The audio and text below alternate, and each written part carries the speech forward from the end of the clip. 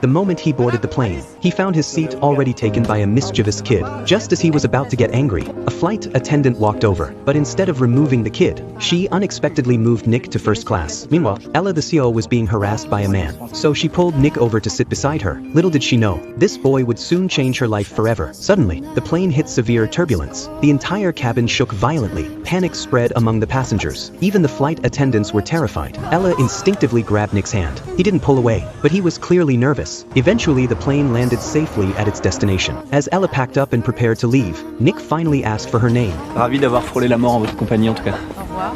Je m'appelle Balthazar. Alice.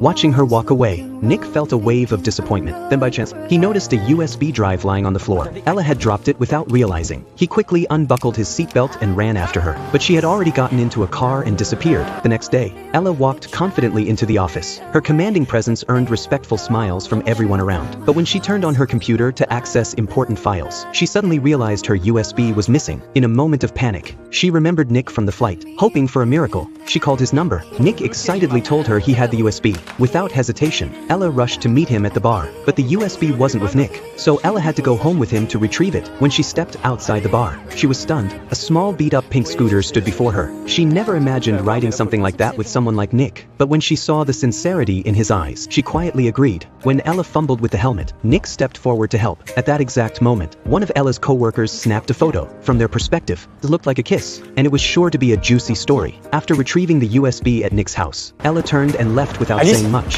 but Nick clearly had more to say. Je me disais peut-être qu'on pourrait prendre un café un soir. Écoutez, je sais que c'est très à la mode en ce moment et c'est vraiment gentil, mais je suis débordée, puis c'est pas du tout mon genre. Au revoir. Ella's rejection hit him hard, but he had no idea that she would soon come chasing after him. The next day, Ella once again walked into the company with confidence, but this time, everyone was whispering behind her back. Then her best friend handed her a photo. Ella froze when she saw it. She rushed to her boss to explain, insisting her personal life had nothing to do with company business. But what her boss said next left her completely shaken. Alice, pourquoi tu te prends la tête? C'est ça que je veux voir chez toi, moi. C'est ça que je cherche. Un peu de folie, un peu de magie. Là, avec le petit, tu me fais rêver. Là, t'as l'esprit rebelle. Et c'est bien, c'est ce que j'aime.